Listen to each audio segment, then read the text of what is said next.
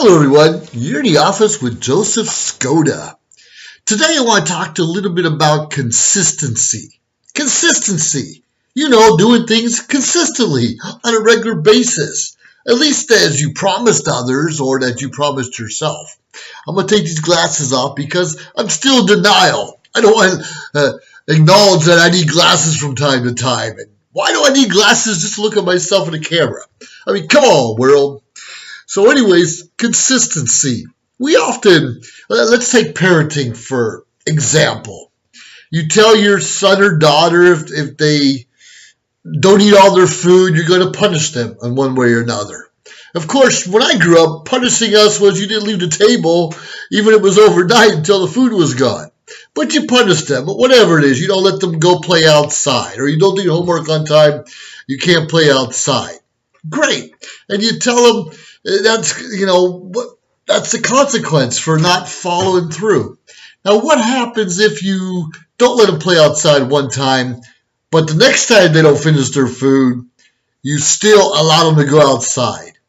Maybe you make excuses. Well, their neighbors only has a short amount of time and they want to play. And quite frankly, you just may want the kids outside for a while so you and your spouse can have some private time. I get it. That's important. But what are you teaching your children? If we cannot be consistent, lay down the rules, say this is what's going to happen if you cross that line, what good are we? Are we helping them? Or are we making it a little bit easier for them to find other ways to get one over on us? And that's the same in any organization. If the manager says, hey, if you show up for late so many times, I'm going to dock your pay, fire you, write you up, whatever it is. We need to write them up, dock the pay, fire them, whatever it is, on a regular basis. And let everyone in the organization know that the consequences are the same. Yeah, the same. Sure, you may have two kids, but do we treat them differently? Do we give one more advantages over the other? Now, sometimes you may, if there's an age difference, if you have a 10-year-old at home or a 16-year at home, of course the curfews are going to be different. And, access to the TV later at night or food and other things are going to be different and change due to the experience, the age group of the person you're talking to. Now, we have to be consistent in all aspects of our life. For instance, if you say you're a Christian, you should be going to church and at least reading your Bible consistently on a regular basis. Now, sure, I know I don't read mine every day like I should. I do go to church most Sundays, but, that doesn't make you a Christian just because you go to church and read the Bible.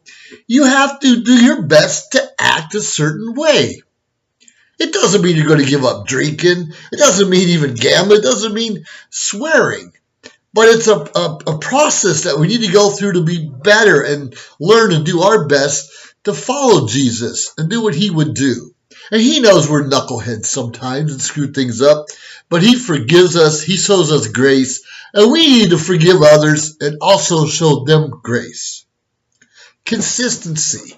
A lot of people start businesses, online businesses, network marketing, MLM, whatever you want to call it. Most people started because they assume you can just sit home, send a couple emails out, put a couple posts on social media, and the money's going to come rolling in. That never happens. You heard it here first. That never happens right away. You have to be consistent in your marketing efforts. You have to be consistent in learning and growing and put into action those things you've learned and grew with others. You have to be consistent in how much money maybe you're putting out or to consistently in the emails that you're sending. Now, a lot of us send emails say, hey, check this out, it's the greatest thing in the world, blah, blah, blah, blah, blah, blah. Great. But that rarely works. Maybe in the 80s when email was first invented, that worked. You have to have a different subject line or catchphrase to get somebody to even open your email. I know I do a lot of split testing. I find some things that work better than others. Different times of the day, I get different responses. Different areas of the country or the world, You have to change it up to attract those customers. Something we like to call magnetic sponsoring. You attract people to what you have to offer. But regardless, we need to be consistent in our discipline of our children. We need to be consistent on, discipline of coworkers or subordinates at work. We need to be consistent in our marketing campaigns. Now, guys, let me tell you a little something else that we need to be consistent in. We often find a way to wow the woman in our life, buy her flowers, maybe candy, take her to movies from time to time, and then we catch them, we snag them, they fall in love with us. And of course, it's great, but often we stop taking them to the movies. We stop buying flowers. We don't bring the chocolate home like we used to, except for maybe anniversaries, birthdays, and that crazy holiday we call Valentine's Day. We need to be consistently showing our love, our respect, our compassion, and even empathy toward one another. Because God shows His grace upon us all the time, but sometimes we become knuckleheads and just expect we don't need to do it all. Just put it in God's hand. Let God take care of it. And that's great, but God gave us, most of us, hands and legs and at least willpower and a mind to use it more effectively to do His works. God touches us by bringing people into our lives to make our life a little better, help us think a little differently, help us to grow, help us to be better people so we can serve others. I'm just going to go back to talking about consistency. A simple thing, changing your oil on your car on a regular basis. Now, in the 80s and 90s, they want us to believe that you had to change your oil every 3,000 miles on your vehicle. That's stupid, 3,000 miles. Most cars are 6,000 or 7,000 miles, and some even more. But that's the oil industry trying to earn some extra money from us. Say, well, you should change it more often just because, or just in case, or I need some own kids to call in, so bring in more money for us. You and I need to consistently do our own due diligence in studying political issues. Are we really having climate change right now? Is that really a big deal? Is that something crazy? Or is the enemy coming across the border in droves like we're being told? I don't know, fires more abundant than ever? Do we have people coming into our world and infiltrate, coming in and taking over? A lot of that is true, and I do believe some of that is true. But I'm not here going to tell you what you're supposed to think. You need to be consistently reading, researching on your own. Make your own decisions. How dare you let your neighbor, your brother, your sister, even sometimes your spouse, tell you how you're supposed to act and think?